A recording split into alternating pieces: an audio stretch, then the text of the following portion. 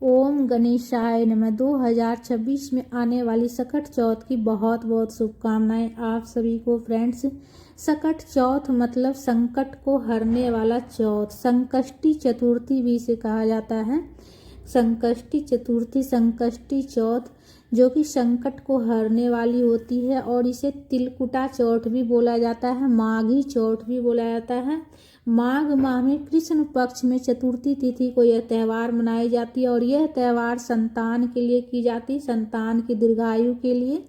और अगर संतान नहीं है तो संतान प्राप्ति के लिए भी यह व्रत की जाती है और संतान के उज्जवल भविष्य के लिए यह व्रत माताएं करती है। घर में सुख समृद्धि के लिए माताएं यह व्रत करती है। घर में सुख सौभाग्य बना रहे, सुख समृद्धि हमेशा बनी रहे, घर में सौभाग्य की प्राप्ति हो।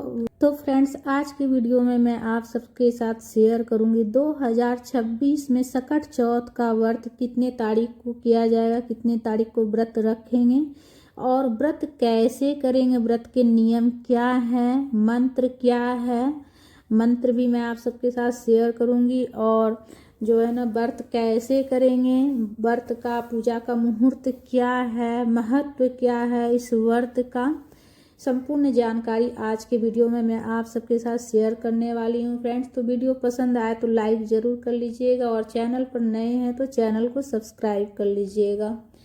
और देखिए, सबसे पहले तो आप ये जान लीजिए 2026 में कितने तारीख को व्रत रखा जाएगा। सकट चौथ का व्रत 2026 में 6 जनवरी को व्रत रखी जाएगी। और यह व्रत जो है ना, देखिए नियम कैसे करना है। तो देखिए, नियम एक दिन पहले ही शुरू हो जाती है, कोई भी व्रत करते हैं। और सकट चौथ का व्रत जो होता है बहुत ही खास व्रत होता है। इस व्रत के करने से संतान से जुड़ी हुई जो भी वरदान आप मांगते हैं और घर के सुख समृद्धि के लिए यह व्रत की जाती है। संतान से जुड़ी हुई जो भी मनोकामना रहती है वो सब पूर्ण होती है, संतान दीर्घायु होती है। यह व्रत संतान के लिए की जाती है और अगर संतान नहीं है तो भी आप यह व्रत कर सकते हैं। ये व्रत करने से संतान की प्राप्ति होती है, तो घर में सुख समृद्धि आती है यह व्रत करने से। और देखिए, व्रत का नियम एक दिन पहले शुरू हो जाती है। जैसे चतुर्थी को व्रत किया जाएगा तो जो है ना, तृतीया को ही जो है ना व्रत का नियम शुरू हो जाएगा। एक दिन पहले लहसुन प्याज वगैरह छोड़ दीजिएगा। और देखिए, चतुर्थी वाले दिन जो है ना निर्जला व्रत करती है माताएं।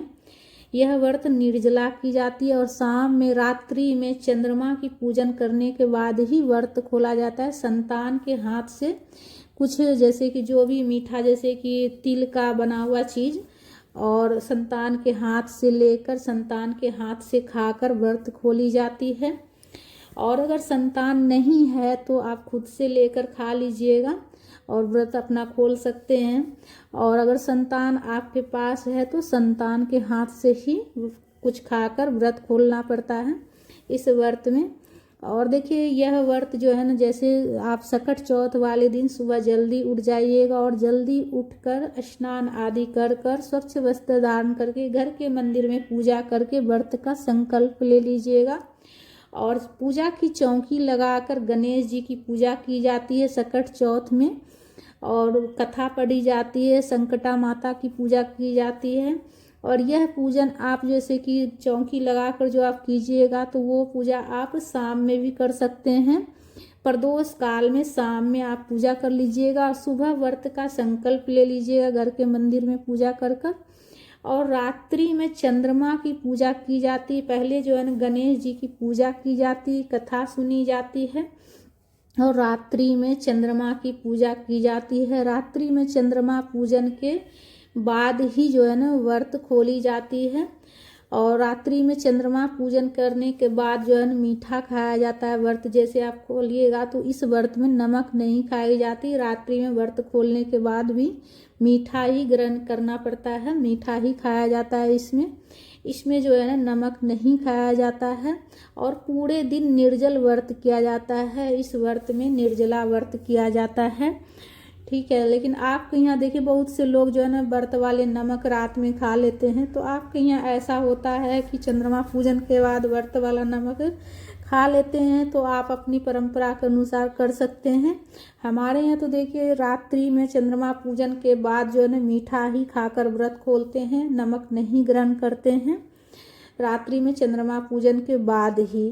तो रात्रि में देखिए चंद्रोदय जो है ना 8:30-9 के लगभग ही होगी, इसलिए कि चौथ का जो चंद्रमा रहता है वो थोड़ा लेट से ही निकलती है। दहलीज पर भी, मुख्य द्वार पर भी दीपक प्रज्वलित कर लीजिएगा, मुख्य द्वार की भी पूजा कर लीजिएगा, इसलिए कि संतान के लिए यह व्रत है। और तुलसी में भी दीपक प्रज्वलित कर लीजिएगा, तुलसी में भी दिया जला लीजिएगा और मुख्य द्वार पर भी।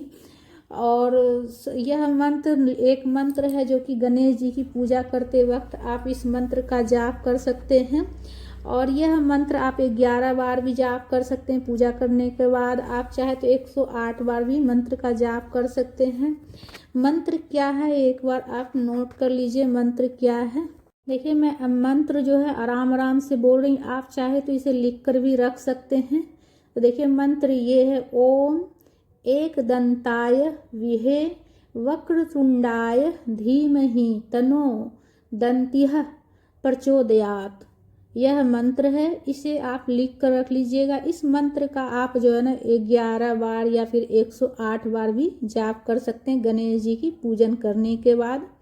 और आपकी जो भी मनोकामना है वो गणेश जी विघ्नहर्ता से कहिएगा, सभी संकट को दूर करेंगे और आपकी जो भी मनोकामना है वो पूर्ण होगी। और गणेश जी की पूजा में विशेष रूप से इस दिन जो है ना तिल से बना हुआ कोई भी मिठाई जरूर चढ़ाइएगा, तिल भी जरूर चढ़ाइएगा। और गणेश जी को दुर्वा बेहद पसंद है तो दुर्वा जरूर से जरूर चढ़ाइएगा। लाल गुड़हल का फूल मिल जाए तो वो भी चढ़ाइएगा। और संतान के लिए प्रार्थना कीजिएगा, संतान के जुड़ी हुई जो भी आपकी मनोकामना है वो प्रभु से कहिएगा। और यह व्रत करने से घर में सुख समृद्धि आती है, घर परिवार पर कभी भी कोई संकट नहीं आती है। सकट चौथ का व्रत करने से संतान से जुड़ी हुई जो भी मनोकामना रहती है वो तो पूर्ण होती है, साथ में घर में सुख समृद्धि भी आती है और घर परिवार पर कभी भी कोई संकट नहीं आती है। और व्रत वाले दिन देखिए आप जो है ना घर में जैसे जाला वगैरह नहीं हटाइएगा, कोशिश कीजिएगा कि जो भी कीड़ा, जिसमें कि जिस सब्जी में कीड़ा वगैरह रहती है वो सब्जी आप नहीं काटिएगा, इसलिए कि गलती से भी आपके हाथ से एक कीड़ा मकोड़ा भी नहीं मरना चाहिए। इससे जो है ना अच्छा नहीं होता है, संतान के ऊपर बात आ जाती है, संकट आ जाती है। इसीलिए से आप ये पूरा ध्यान रखिएगा कि आप जो है ना उस दिन जाला वगैरह नहीं हटाएं, जहाँ कीड़ा मकोड़ा वाला जैसे जगह हो वहाँ पर आप ना पैर रखें, ना ही हटाएं उसे। और जो सब्जी भी कीड़ा मकोड़ा जिसमें कि जिससे कीड़ा निकलता है वो सब्जी भी आप अपने हाथ से नहीं काटिएगा व्रत में, इस बात का ध्यान रखिएगा। और निर्जल यह व्रत किया जाता है। तो फ्रेंड्स आशा करती हूँ कि आपको जो है ना मेरी ये जानकारी जो भी दी हूँ मैं बताई वो सब अच्छी लगी होगी और आपके लिए हेल्पफुल होगी। और आप अगर पहली बार व्रत करना चाहते हैं तो आप पहली बार व्रत उठा सकते हैं। और व्रत जो है ना आप अगर आपके पास संतान नहीं है तो आप संतान के लिए भी यह व्रत कर सकते हैं। और संतान है तो संतान के दीर्घायु के लिए यह व्रत कर सकते हैं आप। और सकट चौथ का व्रत करने से घर में सुख समृद्धि आती है। तो आशा करती हूँ आपको जो है ना हमारी ये वीडियो अच्छी लगी होगी। अगर अच्छी लगी है तो लाइक कमेंट शेयर ज़रूर कीजिएगा और चैनल पर नए हैं तो चैनल को सब्सक्राइब कर लीजिएगा। रात्रि में चंद्रमा पूजन के बाद ही व्रत खोली जाती है।